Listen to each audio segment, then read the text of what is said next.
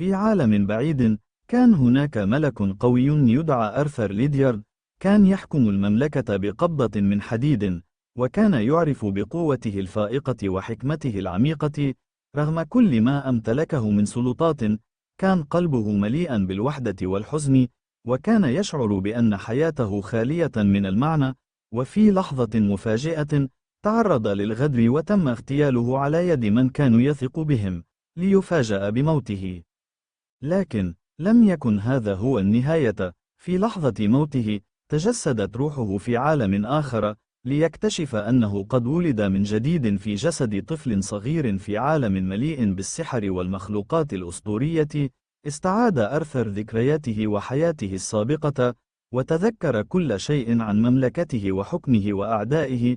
وعندما أدرك أنه قد أعيد إلى الحياة في هذا العالم الغريب، قرر أن يستغل هذه الفرصة الثانية بشكل مختلف. في هذا العالم الجديد، قرر أرثر أن يتعلم السحر ليصبح أقوى. بدأ في اكتشاف هذا العالم الذي يعج بالكثير من التحديات والمخاطر. كانت البداية صعبة، لكنه اكتشف بسرعة أنه يحمل معارف عظيمة من حياته السابقة، ما جعله يتفوق على باقي الأطفال الذين يدرسون في الأكاديمية السحرية. ومع مرور الوقت، بدأ أرثر في تعلم المزيد عن هذا العالم. كان يسعى للوصول إلى مستوى من القوة يسمح له بتغيير مصيره والمصير الذي سيواجهه في المستقبل. لكن مع تطور قوته، بدأ يواجه تحديات أكبر. ولم تكن الأكاديمية السحرية هي التحدي الوحيد أمامه، بل كانت هناك قوى مظلمة بدأت تظهر، تهدد العالم بأسره. لكن أرثر لم يتراجع، بل كان يحارب بكل ما أوتي من قوة ليكتشف أسرار هذا العالم. كانت رحلته مليئة بالصراعات والمغامرات، لكنه كان يعلم أن الحياة الثانية التي منحها له القدر كانت فرصة لا يجب أن يضيعها. في هذا العالم الجديد، كان أرثر قد بدأ يتأقلم مع وضعه الجديد. بعد أن اكتشف أنه ولد من جديد في جسد طفل صغير، قرر أن يستغل الفرصة الثانية التي منحها له القدر ليغير مسار حياته. ومع ذكرياته الكاملة عن ماضيه، بدأ يتدرب على السحر ويبحث عن طرق لتحسين مهاراته. في البداية، كان الوضع صعبا جدا بالنسبة له. كان أرثر يشعر بأنه ضعيف مقارنة بالآخرين، خصوصا في أكاديمية السحر التي التحق بها، حيث كانت المنافسة شديدة. كان يتعلم أسس السحر، ولكن مهاراته البدنية والسحرية كانت في بداية الطريق. ورغم كل ما مر به في حياته السابقة، لم يكن يتوقع أن يواجه صعوبة في التكيف مع هذه الحياة الجديدة. ومع مرور الوقت، بدأ أرثر يلاحظ شيئا غريبا. فبينما كان الآخرون يستغرقون وقتا طويلا لتعلم أساسيات السحر، كان هو يتقدم بسرعة كبيرة. لم يكن هذا مجرد تطور تدريجي، بل كان تطورا مذهلا. بدأ وكأن السحر كان يتدفق إليه بسلاسة، وكأن معرفته عن هذا العالم كانت قد انتقلت إليه بشكل فطري. هذا التطور الغريب جذب انتباه الأساتذة والطلاب الآخرين، وبدأ الجميع يشك في أصل قوته. أثناء إحدى الجلسات التدريبية، طلب منه أستاذه أن يشارك في اختبار سحر صعب كان يجرى لأول مرة في الأكاديمية. كان الاختبار يتطلب منه أن يتحكم في قوة سحرية هائلة في وقت محدود. ولكن على الرغم من الضغط الهائل، تمكن أرثر من اجتياز الاختبار بنجاح، متفوقا على جميع الطلاب الآخرين. نجاحه المذهل جعل الجميع يتساءلون عن سر قوته، لكن أرثر لم يكن مستعدا للكشف عن ماضيه. بعد الاختبار، بدأت الأنظار تتجه نحوه، وبدأت تتوالى عليه تحديات جديدة. فقد بدأت قوى خارجية تراقب تطوره عن كثب، وكان هناك من يسعى لاستغلال قوته لأغراضه الخاصة. لكنه لم يكن يعلم بعد أن التحديات التي سيواجهها في المستقبل ستكون أكثر تعقيدا مما يتصور، وأن رحلته في هذا العالم السحري ستكشف له أسرارا قد تهدد كل شيء.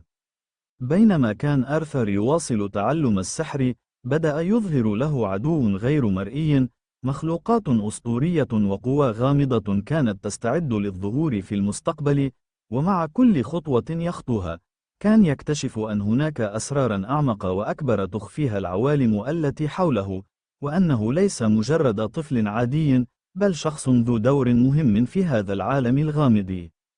بدأ أرثر في اكتشاف عالمه الجديد أكثر فأكثر، وتعلم كيف يتكيف مع الحياة في هذا المكان الغريب الذي ولد فيه.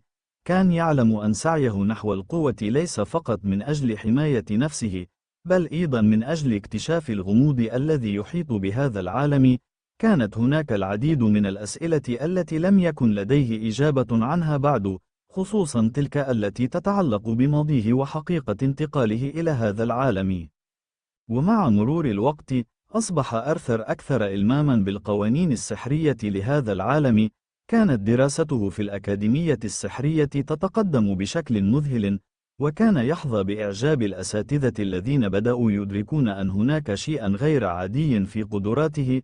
لكن رغم تطوره السريع، كان هناك شعور داخلي لدى أرثر بعدم الارتياح. كان يشعر بأن القوة التي يمتلكها ليست مجرد نتيجة لتدريبه، بل كانت نابعة من شيء أعمق، شيء غير مرئي. في أحد الأيام، أثناء دراسته في الأكاديمية، وقع حدث غير متوقع. تعرضت الأكاديمية لتهديد مفاجئ من مخلوق سحر نادر وقوي. كان المخلوق يتغذى على الطاقة السحرية من البيئة المحيطة، وكان يشكل خطرًا حقيقيًا على الجميع. لم يكن لدى الأكاديمية الوقت الكافي للاتصال بالقوى الكبرى لمساعدتها، وكان الجميع في حالة من الفوضى. في تلك اللحظة، ظهر أرثر فجأة أمام المخلوق، على الرغم من أنه لم يكن مستعدًا لهذا الموقف. لكن، كما لو كان السحر نفسه يتدفق عبر جسده، استخدم أرثر مهاراته السحرية بشكل غير تقليدي. كانت قوته تزداد بشكل هائل، وبطريقة غامضة، تمكن من السيطرة على المخلوق. استخدم قوة سحرية نادرة لاحتوائه وتحويله إلى مخلوق غير مؤذن، ما أثار دهشة الجميع. بعد هذه الحادثة، بدأ أرثر يطرح على نفسه العديد من الأسئلة. كان يعلم أن هناك شيئًا أكبر من مجرد سحر يجري في جسده، وأنه يواجه قوة غير مرئية تقف وراء قدراته، لكنه لم يكن متأكدًا من ماهية هذه القوة، ولا عن السبب وراء انتقاله إلى هذا العالم. كانت تلك الحادثة بداية مرحلة جديدة في رحلة أرثر. بدأ يدرك أنه ليس مجرد طالب في أكاديمية سحرية، بل كان جزءًا من شيء أكبر بكثير. القوى المظلمة التي تهدد العالم بدأت تظهر على السطح، وكان أرثر يعلم أنه يجب عليه أن يستعد لمواجهة هذه القوى قبل أن تلتهم كل شيء.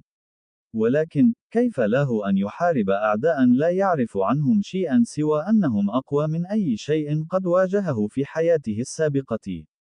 بينما كان يتدرب على تقوية مهاراته السحرية ويكتشف المزيد عن هذا العالم، بدأ يتقابل مع زملائه في الأكاديمية الذين بدأوا يشكون في هويته الحقيقية. البعض كان يحاول استغلال قوته، بينما البعض الآخر كان يحاول فهم سر قوته المدهشة. كان أرثر في مفترق طرق، وكل خطوة كانت تقوده نحو مواجهة أكبر تحدٍ في حياته الجديدة. مع مرور الوقت، بدأ أرثر يلاحظ أن التهديدات التي كانت تواجه الأكاديمية لم تكن عادية، بل كانت جزءًا من شيء أكبر بكثير. لم تكن المخلوقات السحرية التي هاجمت الأكاديمية مجرد عدو عابر، بل كانت هناك قوى مظلمة تتحرك في الظل، تخطط لشيء مروع. كان أرثر يعلم أن هذه القوى ليست مجرد تهديد للمملكة أو للأكاديمية، بل تهدد العالم بأسره. في تلك اللحظة، بدأ أرثر يدرك أن رحلته في هذا العالم لن تكون مجرد رحلة لتعلم السحر أو اكتشاف قواه الخاصة، بل ستكون رحلة للبحث عن الحقيقة وراء هذه القوى المظلمة التي تهدد الجميع. بدأ يطرح أسئلة أكثر عمقًا عن هذا العالم، عن سبب انتقاله إليه، وعن الدور الذي سيؤديه في هذا الصراع الكبير. بينما كان في الأكاديمية، بدأ آرثر يتعرف على مجموعة من الأصدقاء الذين أصبحوا جزءًا أساسيًا من حياته الجديدة. من بينهم كان هناك إلينورا، وهي طالبة قوية للغاية تتمتع بقدرات سحرية نادرة. كانت إلينورا تملك قدرة خاصة تسمح لها بالتحكم في عناصر الطبيعة، وكان واضحا أنها كانت تجذب انتباه الكثيرين بسبب قوتها الكبيرة. ورغم اختلافها في الشخصية والطموحات عن آرثر، بدأ يشتركان في هدف مشترك: كشف الحقيقة وراء القوى الظلامية التي تهدد الجميع. بدأوا معا في التحقيق في هذه القوى، وسرعان ما اكتشفوا أن هناك نوعا من المخلوقات القديمة، تسمى الظلال، كانت تستيقظ من سباتها الطويل. هذه المخلوقات كانت قد أغلقت في أعماق الأرض منذ آلاف السنين، لكن شيئا ما قد أطلق سراحها، مما جعلها تبدأ في الانتشار مرة أخرى. آرثر وإلينورا مع مجموعة من الطلاب الأذكياء والمهرة بدأوا يتعاونون مع الأساتذة في الأكاديمية لتعلم المزيد عن هذه الظلال وكيفية مواجهتها. كانت هذه المخلوقات ليست مجرد وحوش تقليدية، بل كانت كيانات مظلمة تمتص الطاقة السحرية من كل ما يحيط بها، وتزداد قوتها مع مرور الوقت. ومع تقدمهم في التحقيق، بدأ آرثر يكتشف أن هذه الظلال لم تكن مجرد مخلوقات عشوائية، بل كانت تتبع خطة محكمة للسيطرة على العالم السحري. وكان يبدو أن هناك من يقف وراء هذه الظلال، شخص أو منظمة غامضة تعمل على استحضار هذه الكيانات المظلمة من أجل أهداف لا يعرفها أحد. بدأت الأكاديمية تشعر بالخطر الكبير، وأصبح آرثر وأصدقاؤه في خط المواجهة ضد القوى التي تهدد هذا العالم. ومع كل خطوة كانوا يخطونها نحو كشف الحقيقة، كانت التهديدات تزداد تعقيدا. كانت الظلال تزداد قوة، وكان آرثر يعرف أنه يجب عليه استخدام كل ما تعلمه في رحلته، وكل ما اكتشفه عن نفسه، لمواجهة هذه القوى المظلمة قبل أن تسيطر على كل شيء. ومع بداية الصراع الفعلي ضد الظلال، بدأ آرثر في استخدام قوته السحرية بطرق جديدة، مستفيدا من معرفته السابقة وخبرته في التعامل مع الأعداء الأقوياء. كان يستخدم استراتيجيات غير تقليدية، ويجمع بين السحر القديم والمعرفة الحديثة ليخلق أساليب قتالية فريدة من نوعها. وفي هذا الوقت، بدأ يظهر قوة آرثر الحقيقية. لم يكن مجرد طالب مبتدئ في أكاديمية سحرية، بل كان يمتلك قدرات خارقة لا يمكن لأحد أن يتوقعها. وكلما خاض معركة جديدة، كان يكتشف جزءا جديدا من قوته، ليكتمل الصورة الكبيرة للغي. مع تقدم آرثر في معركته ضد الظلال، بدأ يواجه تحديات أكبر وأخطارا أشد. كانت الظلال تتكاثر بسرعة، وكلما كانت الأكاديمية تحقق تقدما في فهم أصولها، كانت الظلال تكشف عن مستويات جديدة من قوتها. وبداء هذا الصراع كان أكثر من مجرد حرب بين البشر والمخلوقات السحرية، كان الأمر يتعلق بكشف خيوط مؤامرة أعمق، والتي قد تكون قد بدأت منذ العصور القديمة. في تلك الأثناء، بدأ آرثر يلاحظ شيئًا غريبًا. كان يشعر أن قواه السحرية كانت تتطور بشكل غير طبيعي. في البداية، كانت قوته السحرية تزداد مع التدريب والتجارب، ولكن مع مرور الوقت، بدأ يشعر بأنها أصبحت أكثر اتصالًا بشيء غامض لا يستطيع تفسيره. كان السحر يتدفق إليه من مصادر غير معروفة، وكأن العالم نفسه كان يمنحه طاقة غامضة لمساعدته على مواجهة الظلال. وكان هذا السحر لا يشبه أي نوع من السحر الذي تعلمه في الأكاديمية، بل كان يبدو أنه قديم جدا وأقوى بكثير من أي شيء آخر. لم يكن آرثر وحده في هذا الصراع، فقد أصبح لديه الآن مجموعة من الأصدقاء الذين كانوا يقاتلون بجانبه. من بينهم إلينورا، التي كانت قد أظهرت قوة غير عادية في التحكم بعناصر الطبيعة، وريان، وهو طالب آخر كان يمتلك القدرة على استخدام السحر الزمني. كان الفريق يعمل معا لاستكشاف الطرق التي يمكنهم بها مواجهة الظلال، وبدأوا يكتشفون أن هذه الكيانات المظلمة كانت جزءا من نظام قديم من السحر تم إنشاؤه من قبل الآلهة القديمة.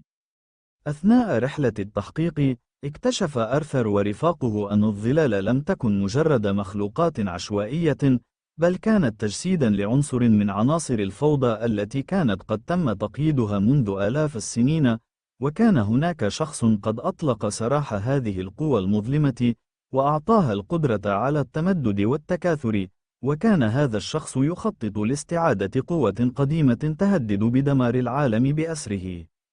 بدأت الأكاديمية تشعر بالضغط، وبدأ الأساتذة يدركون أن المعركة ضد الظلال لن تكون بسيطة. ومع اقتراب الوقت، أصبح آرثر أكثر إصرارا على أن يعرف من يقف وراء هذا الصراع. في إحدى الليالي المظلمة، جمع آرثر فريقه في غرفة سرية داخل الأكاديمية، حيث عرض عليهم خطة جديدة لمواجهة هذه القوى. كان يعلم أن الوقت قد حان للكشف عن المزيد من الأسرار. وفي تلك اللحظة، اكتشف آرثر أن القوى المظلمة التي واجهها لم تكن مجرد تهديد فور، بل كانت في الواقع جزءا من صراع أكبر بين قوى السحر القديمة. كانت الظلال تسعى لإعادة إحياء سحر الكارثة، وهو نوع من السحر المدمر الذي كان قادرا على تدمير كل شيء في طريقه، ويقال أن هذا السحر كان قديما للغاية لدرجة أن حتى الآلهة كانت قد تخاف منه. آرثر ورفاقه كانوا في خضم معركة مصيرية ضد الزمن. أصبح لديهم الآن هدف مشترك: العثور على مصدر هذا السحر المدمر قبل أن يتمكن أعداؤهم من استخدامه. ولكن كانت هناك مفاجأة غير متوقعة تنتظرهم في الأفق.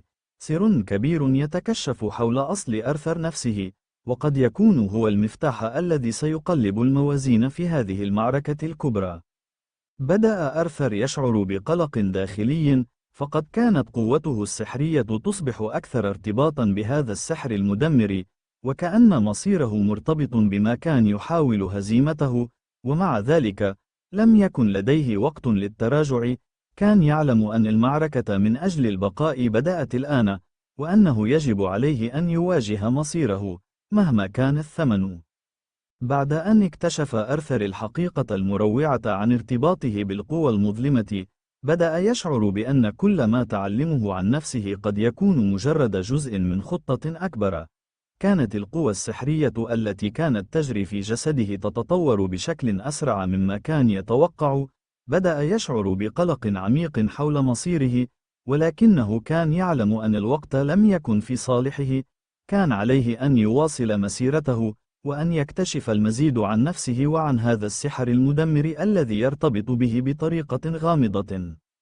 في هذه الأثناء، أصبح تهديد الظلال أكثر وضوحا. كان أعداء آرثر يتبعون استراتيجية أكثر دقة، وتحولت أكاديمية السحر إلى ساحة معركة حقيقية. كل يوم كان هناك مخلوقات جديدة تظهر، وكلما قاوموا التهديدات، كانت الظلال تصبح أكثر قوة. وبدلاً من الاختفاء أو الهزيمة، بدأت الظلال تنتشر بسرعة أكبر، وبدأت تأخذ أشكالاً جديدة وأكثر رعباً. بينما كان آرثر ورفاقه في الأكاديمية يواصلون محاولاتهم لفهم مصدر هذه القوى المظلمة، كان لديهم أمل واحد فقط: إيجاد الطريقة التي يمكنهم بها إغلاق بوابة الظلال إلى هذا العالم. ولكن كانت الحقيقة أن هذه البوابة كانت جزءا من شيء أكثر عمقا وأكثر قدما من أي شيء كانوا يتخيلونه. أثناء رحلة استكشافهم، اكتشف آرثر شيئا مفاجئا: هناك صلة مباشرة بين السحر المدمر الذي يمتلكه وبين أصل الظلال. في لحظة من التوتر، وبعد أن مر بالكثير من الصراعات داخل الأكاديمية، اكتشف آرثر أن والده، الذي كان يعتقد أنه توفي في وقت مبكر من حياته، كان أحد الأفراد المسؤولين عن دراسة السحر المدمر في الماضي. وكان هذا السحر قد تم دفنه لفترة طويلة، لكن لم يكن أحد يعلم أن إرث والده كان يحمل في طياته أسرارا ستغير العالم.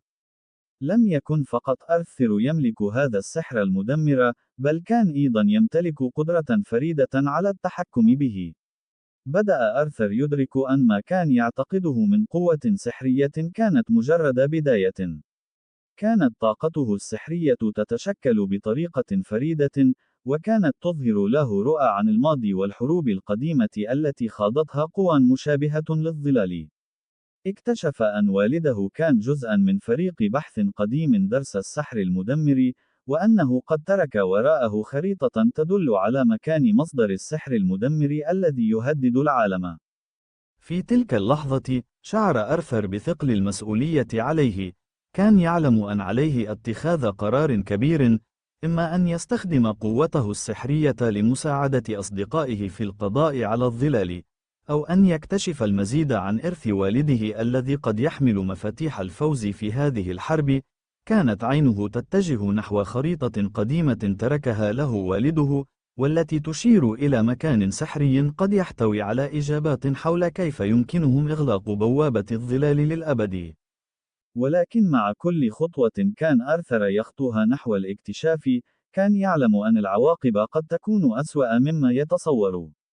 القتال ضد الظلال كان مجرد جزء صغير من اللغز، وكانت الحقيقة أكبر بكثير من مجرد معركة سحرية. بينما كان آرثر يواصل اكتشاف أسرار السحر المدمر الذي كان يرتبط به، بدأ يشعر أن معركته ضد الظلال لم تكن مجرد صراع على قوى سحرية، بل كانت معركة ضد الزمن نفسه. كان يدرك أن كل لحظة تأخير قد تقود إلى انهيار العالم الذي يعرفه. ومع اقتراب الحقيقة، بدأ يتضح له أن قوى الظلال لم تكن مجرد مخلوقات تهاجم لتدمير كل شيء، بل كانت جزءًا من خطة أوسع تقف وراءها قوى قديمة أرادت إعادة بناء العالم من جديد، على أساس تدمير الماضي وإعادة خلقه.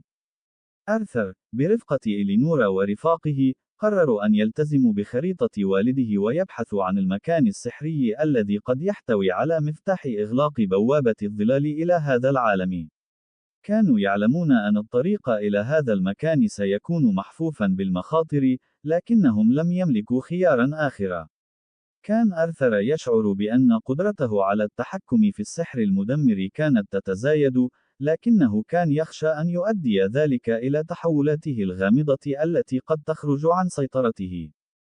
في أثناء الرحلة، واجهوا العديد من التحديات. كان كل مكان يذهبون إليه مليئًا بالمخاطر والمخلوقات التي تحرس أسرار العالم القديم.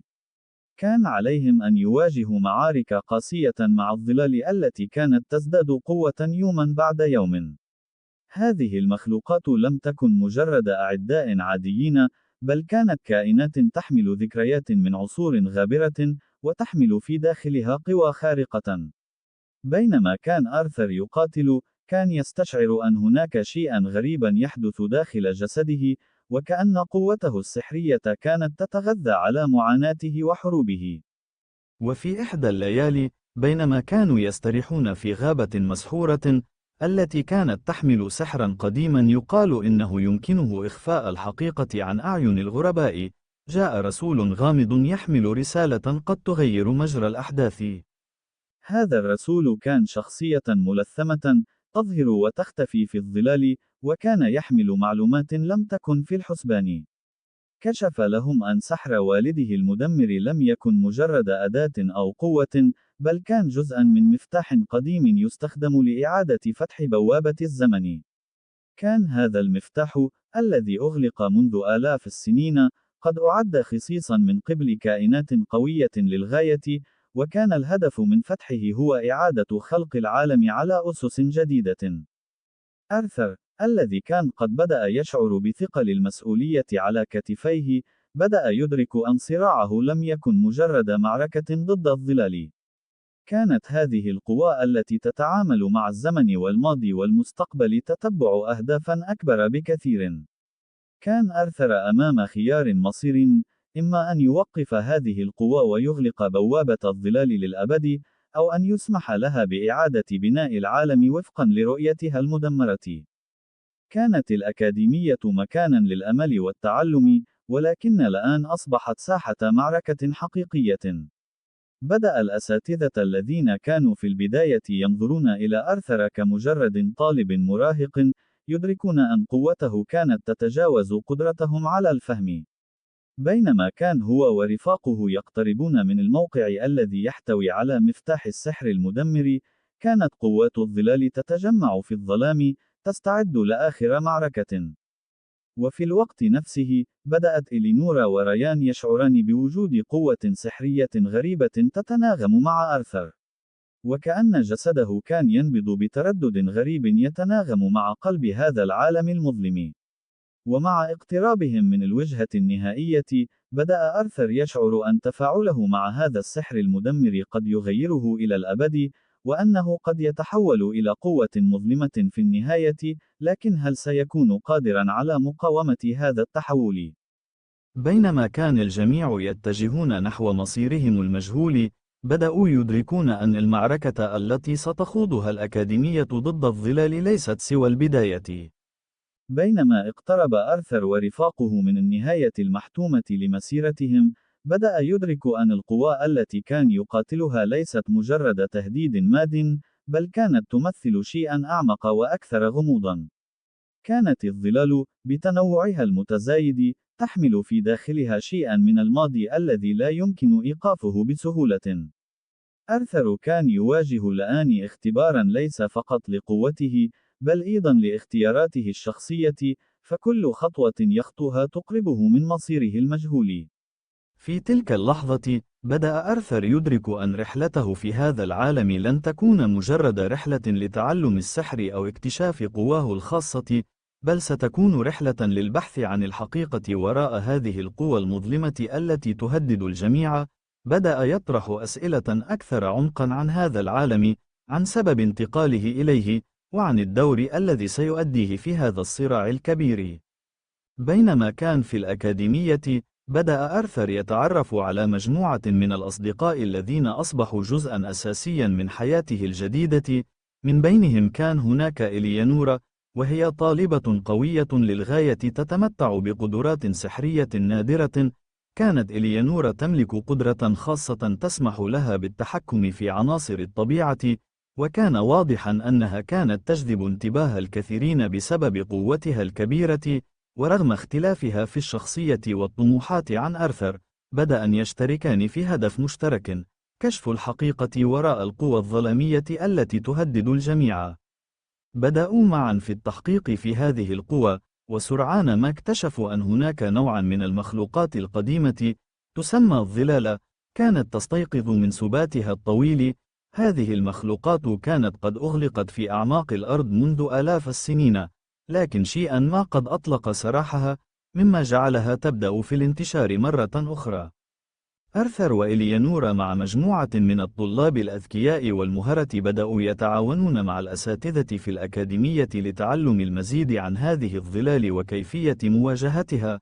كانت هذه المخلوقات ليست مجرد وحوش تقليدية، بل كانت كيانات مظلمة تمتص الطاقة السحرية من كل ما يحيط بها، وتزداد قوتها مع مرور الوقت.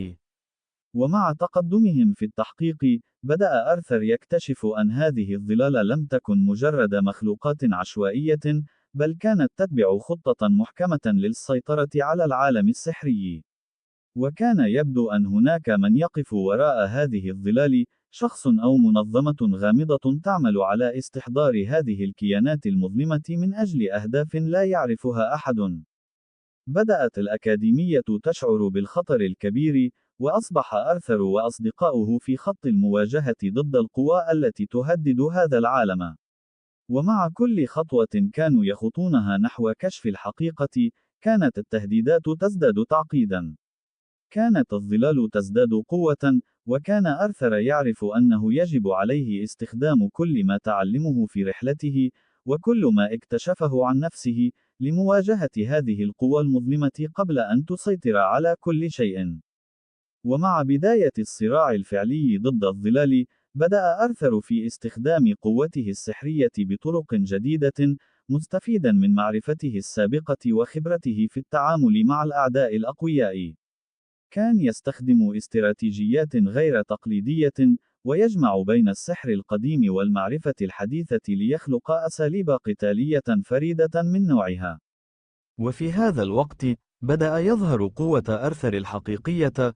لم يكن مجرد طالب مبتدئ في أكاديمية سحرية، بل كان يمتلك قدرات خارقة لا يمكن لأحد أن يتوقعها، وكلما خاض معركة جديدة، كان يكتشف جزءا جديدا من قوته، ليكتمل الصورة الكبيرة للغي. مع تقدم أرثر في معركته ضد الظلال، بدأ يواجه تحديات أكبر وأخطارا أشد. كانت الظلال تتكاثر بسرعة، وكلما كانت الأكاديمية تحقق تقدما في فهم أصولها، كانت الظلال تكشف عن مستويات جديدة من قوتها. وبداء هذا الصراع كان أكثر من مجرد حرب بين البشر والمخلوقات السحرية، كان الأمر يتعلق بكشف خيوط مؤامرة أعمق، والتي قد تكون قد بدأت منذ العصور القديمة. في تلك الأثناء، بدأ أرثر يلاحظ شيئا غريبا. كان يشعر أن قواه السحرية كانت تتطور بشكل غير طبيعي. في البداية، كانت قوته السحرية تزداد مع التدريب والتجارب، ولكن مع مرور الوقت، بدأ يشعر بأنها أصبحت أكثر اتصالا بشيء غامض لا يستطيع تفسيره. كان السحر يتدفق إليه من مصادر غير معروفة، وكأن العالم نفسه كان يمنحه طاقة غامضة لمساعدته على مواجهة الظلال. وكان هذا السحر لا يشبه أي نوع من السحر الذي تعلمه في الأكاديمية، بل كان يبدو أنه قديم جدا وأقوى بكثير من أي شيء آخر. لم يكن أرثر وحده في هذا الصراع، فقد أصبح لديه الآن مجموعة من الأصدقاء الذين كانوا يقاتلون بجانبه، من بينهم إليانورا، التي كانت قد أظهرت قوة غير عادية في التحكم بعناصر الطبيعة، وريان، وهو طالب آخر كان يمتلك القدرة على استخدام السحر الزمني. كان الفريق يعمل معا لاستكشاف الطرق التي يمكنهم بها مواجهة الظلال، وبدأوا يكتشفون أن هذه الكيانات المظلمة كانت جزءا من نظام قديم من السحر تم إنشاؤه من قبل الآلهة القديمة. أثناء رحلة التحقيق، اكتشف أرثر ورفاقه أن الظلال لم تكن مجرد مخلوقات عشوائية، بل كانت تجسيدا لعنصر من عناصر الفوضى التي كانت قد تم تقييدها منذ آلاف السنين. وكان هناك شخص قد أطلق سراح هذه القوى المظلمة، وأعطاها القدرة على التمدد والتكاثر، وكان هذا الشخص يخطط لاستعادة قوة قديمة تهدد بدمار العالم بأسره. بدأت الأكاديمية تشعر بالضغط، وبدأ الأساتذة يدركون أن المعركة ضد الظلال لن تكون بسيطة. ومع اقتراب الوقت، أصبح أرثر أكثر إصرارا على أن يعرف من يقف وراء هذا الصراع. في إحدى الليالي المظلمة، جمع أرثر فريقه في غرفة سرية داخل الأكاديمية، حيث عرض عليهم خطة جديدة لمواجهة هذه القوى. كان يعلم أن الوقت قد حان للكشف عن المزيد من الأسرار. وفي تلك اللحظة، اكتشف أرثر أن القوى المظلمة التي واجهها لم تكن مجرد تهديد فوري، بل كانت في الواقع جزءا من صراع أكبر بين قوى السحر القديمة. كانت الظلال تسعى لإعادة إحياء سحر الكارثة، وهو نوع من السحر المدمر الذي كان قادرا على تدمير كل شيء في طريقه. ويقال أن هذا السحر كان قديما للغاية لدرجة أن حتى الآلهة كانت قد تخاف منه. أرثر ورفاقه كانوا في خضم معركة مصيرية ضد الزمن. أصبح لديهم الآن هدف مشترك: العثور على مصدر هذا السحر المدمر قبل أن يتمكن أعداؤهم من استخدامه. ولكن كانت هناك مفاجأة غير متوقعة تنتظرهم في الأفق. سر كبير يتكشف حول أصل أرثر نفسه، وقد يكون هو المفتاح الذي سيقلب الموازين في هذه المعركة الكبرى. بدأ أرثر يشعر بقلق داخلي، فقد كانت قوته السحرية تصبح أكثر ارتباطا بهذا السحر المدمر، وكأن مصيره مرتبط بما كان يحاول هزيمته. ومع ذلك، لم يكن لديه وقت للتراجع. كان يعلم أن المعركة من أجل البقاء بدأت الآن، وأنه يجب عليه أن يواجه مصيره، مهما كان الثمن. بعد أن اكتشف آرثر الحقيقة المروعة عن ارتباطه بالقوى المظلمة، بدأ يشعر بأن كل ما تعلمه عن نفسه قد يكون مجرد جزء من خطة أكبر. كانت القوى السحرية التي كانت تجري في جسده تتطور بشكل أسرع مما كان يتوقع. بدأ يشعر بقلق عميق حول مصيره، ولكنه كان يعلم أن الوقت لم يكن في صالحه. كان عليه أن يواصل مسيرته، وأن يكتشف المزيد عن نفسه وعن هذا السحر المدمر الذي يرتبط به بطريقة غامضة. في هذه الأثناء، أصبح تهديد الظلال أكثر وضوحًا. كان أعداء أرثر يتبعون استراتيجية أكثر دقة، وتحولت أكاديمية السحر إلى ساحة معركة حقيقية. كل يوم كان هناك مخلوقات جديدة تظهر، وكلما قاوموا التهديدات، كانت الظلال تصبح أكثر قوة.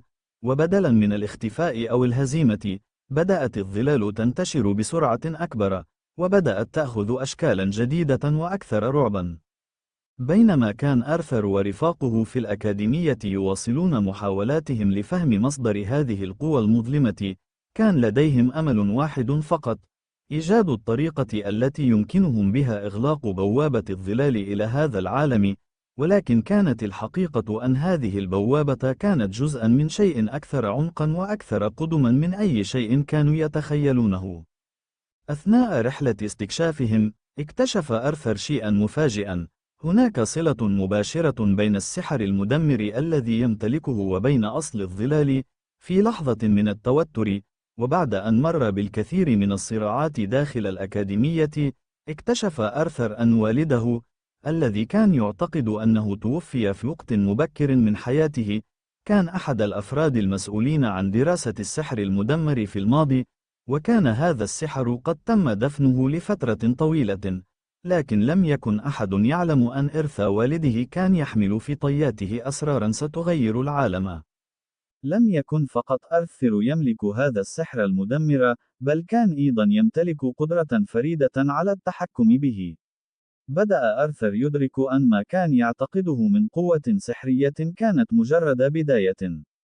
كانت طاقته السحرية تتشكل بطريقة فريدة، وكانت تظهر له رؤى عن الماضي والحروب القديمة التي خاضتها قوى مشابهة للظلال. اكتشف أن والده كان جزءًا من فريق بحث قديم درس السحر المدمر، وأنه قد ترك وراءه خريطة تدل على مكان مصدر السحر المدمر الذي يهدد العالم. في تلك اللحظة، شعر آرثر بثقل المسؤولية عليه. كان يعلم أن عليه اتخاذ قرار كبير: إما أن يستخدم قوته السحرية لمساعدة أصدقائه في القضاء على الظلال، أو أن يكتشف المزيد عن إرث والده الذي قد يحمل مفاتيح الفوز في هذه الحرب. كانت عينه تتجه نحو خريطة قديمة تركها له والده، والتي تشير إلى مكان سحر قد يحتوي على إجابات حول كيف يمكنهم إغلاق بوابة الظلال للأبد. ولكن مع كل خطوة كان آرثر يخطوها نحو الاكتشاف، كان يعلم أن العواقب قد تكون أسوأ مما يتصور. القتال ضد الظلال كان مجرد جزء صغير من اللغز، وكانت الحقيقة أكبر بكثير من مجرد معركة سحرية. بينما كان آرثر يواصل اكتشاف أسرار السحر المدمر الذي كان يرتبط به، بدأ يشعر أن معركته ضد الظلال لم تكن مجرد صراع على قوى سحرية، بل كانت معركة ضد الزمن نفسه. كان يدرك أن كل لحظة تأخير قد تقود إلى انهيار العالم الذي يعرفه. ومع اقتراب الحقيقة، بدأ يتضح له أن قوى الظلال لم تكن مجرد مخلوقات تهاجم لتدمير كل شيء، بل كانت جزءًا من خطة أوسع تقف وراءها قوى قديمة أرادت إعادة بناء العالم من جديد، على أساس تدمير الماضي وإعادة خلقه. آرثر، برفقة إلينورا ورفاقه، قرروا أن يلتزموا بخريطة والده ويبحثوا عن المكان السحري الذي قد يحتوي على مفتاح إغلاق بوابة الظلال إلى هذا العالم. كانوا يعلمون أن الطريق إلى هذا المكان سيكون محفوفًا بالمخاطر، لكنهم لم يملكوا خيارًا آخر. كان آرثر يشعر بأن قدرته على التحكم في السحر المدمر كانت تتزايد، لكنه كان يخشى أن يؤدي ذلك إلى تحولاته الغامضة التي قد تخرج عن سيطرته. في أثناء الرحلة، واجهوا العديد من التحديات. كان كل مكان يذهبون إليه مليئا بالمخاطر والمخلوقات التي تحرس أسرار العالم القديم.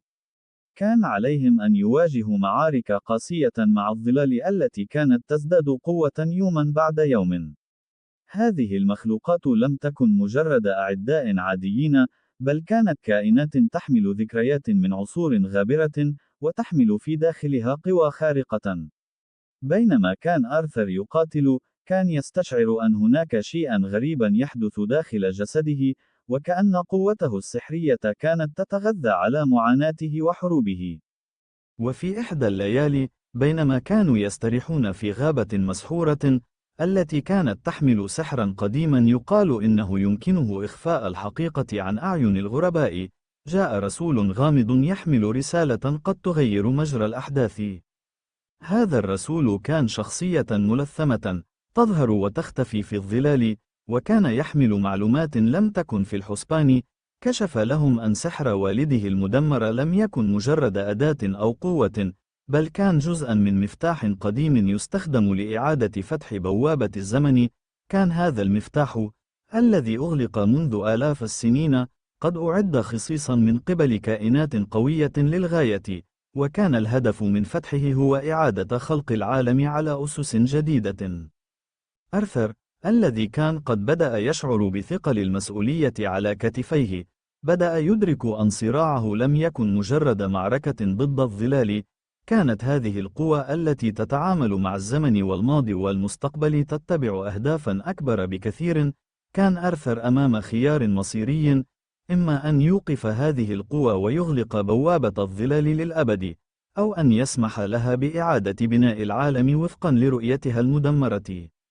كانت الأكاديمية مكانا للأمل والتعلم، ولكن الآن أصبحت ساحة معركة حقيقية. بدأ الأساتذة الذين كانوا في البداية ينظرون إلى آرثر كمجرد طالب مراهق، يدركون أن قوته كانت تتجاوز قدرتهم على الفهم.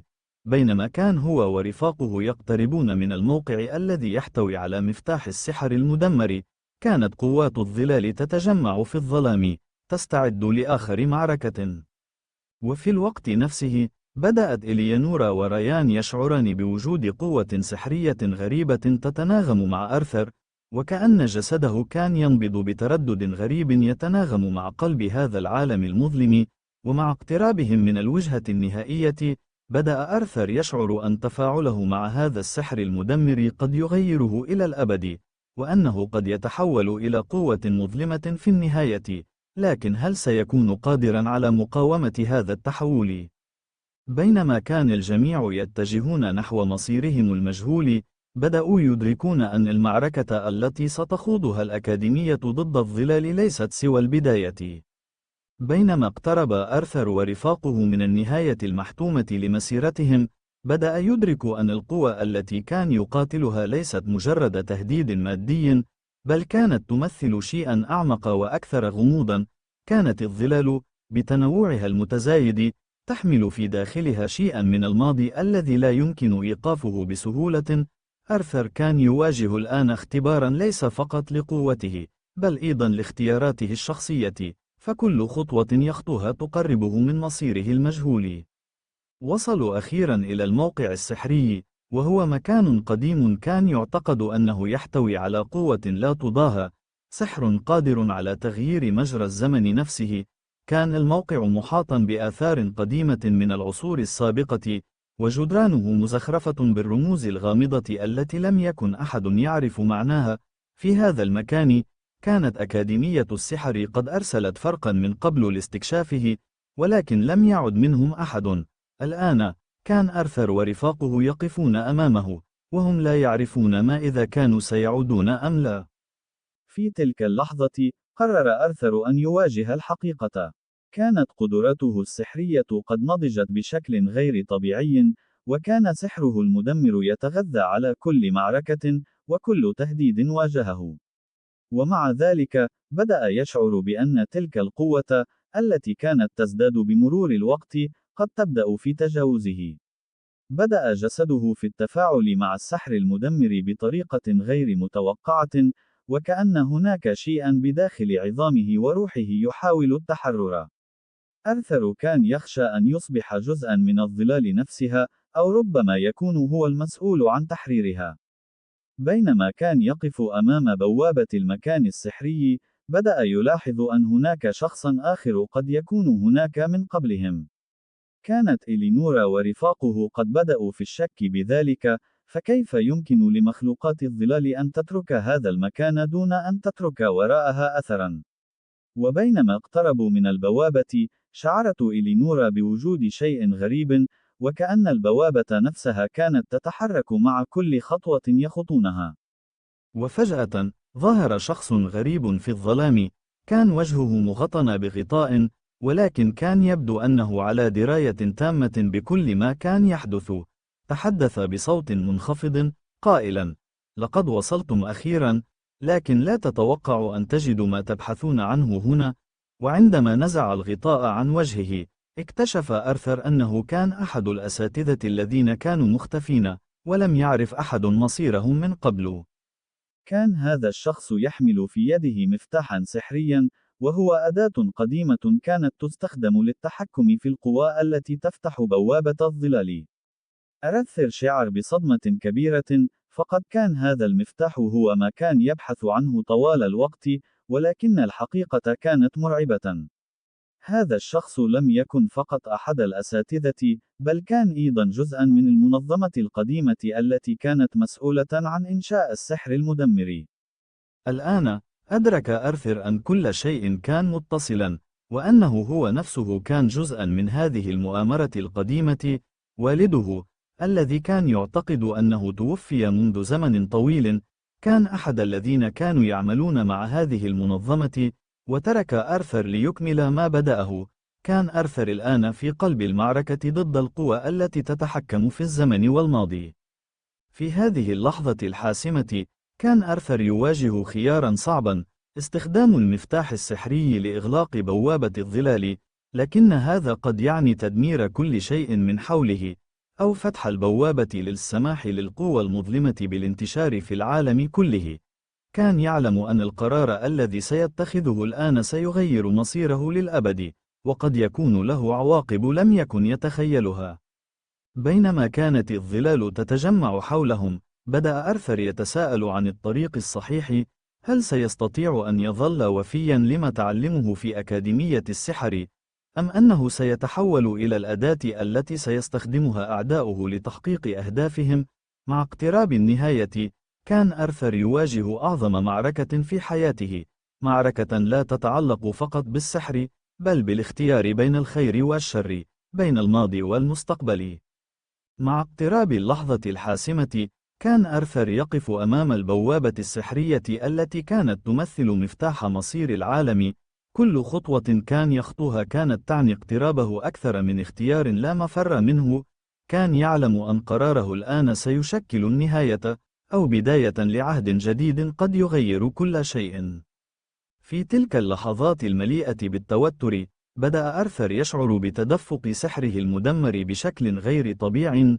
كان كل جزء من جسده ينبض بالقوة المظلمة التي كانت تزداد معه مع مرور الوقت، وكأن هذه القوى التي ظن أنها تهديدات، كانت تتغذى على معاركه وتصبح جزءا منه.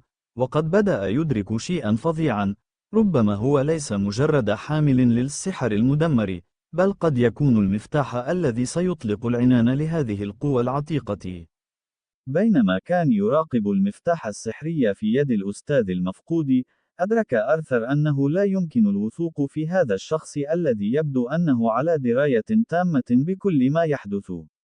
كان يعلم أنه كان جزءا من المنظمة القديمة، المنظمة التي كانت مسؤولة عن فتح بوابات الظلال في الماضي، وكان يظن أن الأكاديمية نفسها قد تكون جزءا من هذه المؤامرة الأكبر. لكن لماذا كان الأستاذ قد أخفى نفسه كل هذه السنوات؟ في تلك اللحظة، تحدث الأستاذ بصوت منخفض وحاد، قائلاً: كل ما كنت تفكر فيه كان جزءاً من خطة أكبر. لقد تم اختيارك، أرثر. أنت لست مجرد حامل للسحر المدمر، بل أنت الشخص الذي سيفتح الباب لعصر جديد. إن الظلال ليست ما تظن، فهي ليست فقط تهديدا، إنها الحماية. كانت كلماته بمثابة صدمة لأرثر ورفاقه. هل كان حقا هذا السحر المدمر الذي اعتقد أنه يسعى لإغلاقه هو المفتاح لبقاء العالم؟ بينما كان أرثر يحاول استيعاب الكلمات التي قالها الأستاذ، بدأ ريان وإليانورا في طرح الأسئلة. ما تعنيه؟ هل نحن مجرد بيادق في لعبتك؟ سأل ريان بغضب، لكن رد الأستاذ كان غامضا. ليس الأمر كما تظنون. إن الظلال كانت جزءا من حماية هذا العالم منذ العصور القديمة، ومن دونها سيتداعى كل شيء. لكنك، يا أرثر، كنت المحور الذي سيحافظ على توازن القوى. أرثر، الذي كان قد بدأ في فهم المزيد من الفكرة الغامضة التي تتكشف أمامه، بدأ يلاحظ التغيرات التي تحدث داخله. كان السحر المدمر الذي يملكه لا يعزز قوته فحسب، بل أصبح جزءا من كيانه. كان يعلم أن عليه اتخاذ قرار سريع، ولكنه لم يكن يعلم أي خيار سيكون هو الصواب. بينما كانت إليانورا تحاول التصدي لتأثيرات كلمات الأستاذ، أصر أرثر على أن يستمع إلى نفسه، وأن يتبع حدسه. إذا كانت الظلال هي الحماية، فإنني سأستخدمها لحماية الجميع، لا لإيقافها، قالها بحزم، وهو يشعر بالقوة السحرية تتدفق في جسده. لكن في اللحظة التي أمسك فيها أرثر بالمفتاح السحري، بدأت الظلال تتحرك بشكل غريب، كما لو كانت تنتظر إشارة من أرثر نفسه. وفي لحظة من الزمان، فتح الباب المظلم، وكأن العالم كله بدأ يهتز. لكن بدلاً من الدمار، ظهرت أمامهم رؤى من الماضي، تظهر الآلهة القديمة وهي تحاول إغلاق هذا الباب بشكل دائم. بينما كان الجميع يراقب هذا المشهد المذهل، بدأ أرثر يشعر بتغير داخلي عميق. كانت الظلال في الواقع هي الحراس الذين سعى الجميع لإيقافهم، ولكنهم في الحقيقة كانوا العنصر الأساسي للحفاظ على التوازن بين العالمين. كان أرثر الآن في مركز هذه القوى المتصارعة. وفي تلك اللحظة، اكتشف أن قراره ليس مجرد مسألة اختيار بين الإغلاق والفتح، بل يتعلق بإعادة تعريف كل ما يعرفه عن السحر وعن العالم نفسه. وكان عليه أن يقرر: هل سيبقي الباب مفتوحا ليعيد التوازن بين الظلال والعالم، أم أنه سيغلقه نهائيا، مما قد يؤدي إلى فقدان هذه القوى السحرية التي تحمي الجميع. مع اقتراب النهاية، كان أرثر أمام أصعب قرار في حياته، قرار سيتغير على إثره مصير العالم كله. بينما كان أرثر يواجه اللحظة الحاسمة التي ستحدد مصير العالم، كان يشعر بضغط هائل يثقل على قلبه. كانت الظلال تتسرب حوله، وكأنها تتفاعل مع السحر الذي كان يملكه. كل جزء من جسده كان ينبض بتلك القوى المظلمة التي بدا أنها أصبحت جزءا منه، وكأن اختياراته لا تعود له وحده بعد الآن. كان يدرك أن ما سيختار قد لا يعود تأثيره عليه فقط، بل على العالم بأسره. بينما كان يفكر، شعر بأن كل من حوله كان يحمل نفس العبء. إلينورا وريان، وحتى الأستاذ المفقود، كانوا يراقبون الموقف، وكل منهم كان يحمل في داخله تساؤلاته الخاصة. وكان يعلم أن الطريق الذي سيختاره الآن سيكون له عواقب لا يمكن التراجع عنها. الظلال، التي كانت دائما تعتبر تهديدا، قد تكون الحقيقة التي كان يتجنبها طوال الوقت. كانوا الحماة، وليس الأعداء.